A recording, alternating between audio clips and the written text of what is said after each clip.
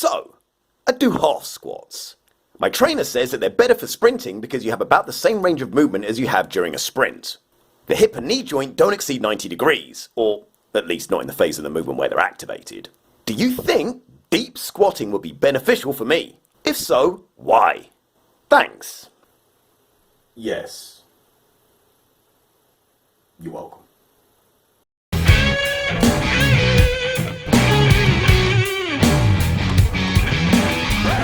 Preach! Testify! This isn't that CrossFit half squat, full squat thing. They're trying to link depth with manliness. They say things like, when you're in the box, you've got to go deep. Oi, oi, oi. I just think that your trainer's reasons for half squatting are just a common misconception of what you're actually trying to achieve with weights.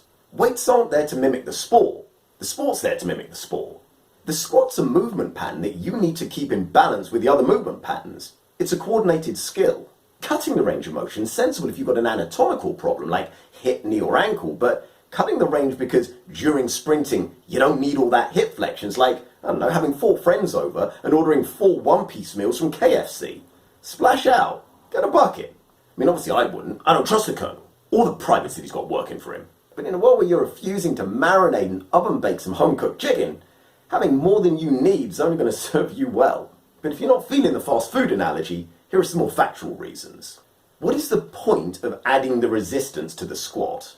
If he's adding weight like some kind of punishment, then I guess I'll see you in 3 to 5. But if his master plan involves anything strength related, like building your core or your leg strength, ask him which range builds the most strength. You see, the range you build the most strength in is not the range that you express the most strength in. Simply put, if you want to impress people with how much you lift, you shorten the range. I mean, in my younger days, I wasn't beyond adding an extra plate and shaving off a few inches just to impress a cute girl in the gym. Well, I would have if there'd been any girls there. They didn't tend to train in the health and safety hellholes that I've trained in, though. But if you actually want to get stronger rather than just appear to be strong, then you increase the range of movement to full. I mean, this is basically the philosophy behind deficit training. If you can lift at a range of movement deficit with the same biomechanics, then you're teaching the nervous system to recruit at an ever-increasing end range. This shifts the optimal range to a deeper position and makes normal range feel shallow. With a squat though, it is difficult to create the deficit at end range of the eccentric phase because that's end range for the joint. But half squats aren't end range for the joint, so you're wasting valuable strength gains. Secondly, your core and your back musculature is designed to develop in tune with your deep squatting. If you're half squatting, you've got to do a lot more accessory work on the back and the core just to keep up with that overloaded bar. Plus, you know you're going to be tempted to belt up because you shorten the range, but it's not going to help you sprinting because sprinting's beltless. And if you were trying to strap yourself up on the start line, those crazy red coat officials, they'd probably disqualify you. Also, you don't get adaptive shortening after deep squatting like you do after half squatting. When you load the body in half squats, you're basically telling it you want that to be the limit of the movement. That's why it's tough sometimes to just get onto the toilet seat the next day after squatting because the body's recalibrated to that new end range and life wants to operate at less than that. Yeah, sprinting may be less than 90 degrees, but now your half squat end range is really close to your sprinting end range and therefore risk of injury goes up. Now you've got to stretch more because half squats have made your muscles short and strong, stretching weakens your muscles and now you're more likely to injure. In sprinting, muscles need to be long and strong. A phrase it shares with the shampoo industry and gay porn apparently. Lots of stretching before ballistic explosive movements actually reduces explosiveness, but it also changes the joint stability and the neural innervation to the muscle. With a deep squat, you're operating at full range, so sprinting is under that full range, so no excessive stretching required. Now this is anecdotal, but I found that I didn't get any more muscle soreness at all after I'd adapted to deep squatting.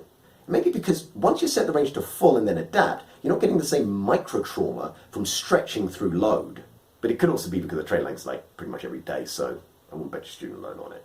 To me though, the biggest plus for full squat over half squat is glute lengthening and ankle flexion. Short glutes mean that the hamstrings are now being asked to make up that length. That puts them under constant tension and make them more likely to injure when you're sprinting. And ignoring your dorsiflexion means that your Achilles tendon is going to be under more tension because your gastrocs becomes even more dominant and your tib ant turns off. And finally, in full squats, the total weight is lighter, making it easier to recover from neurally while activating more fibers. Now, as you're an athlete, I know that the idea of lifting lighter is counter to the idea of getting stronger, and you're literally visualizing your body evaporating like a vampire being hit by sunlight. But here's an observation. Say you're half squatting 200, but you're full squatting 90. Get your 90 to 110, you'll not only still be able to do the 200, even though you haven't done it in a while, it'll probably have gone up. You'll have got stronger. It'll have gained. So those are a few reasons. Chat it over with your trainer. See what he says. If he doesn't agree with me, ignore him. Ultimately, think it through for yourself. Try 3 sessions at deep because you need the experience to inform your own opinion, and then do what you think's best for you. I hope this helps. Hit the thumbs up, because let me tell you something. Makes me feel good. And if you like my vibe, please subscribe. Woo!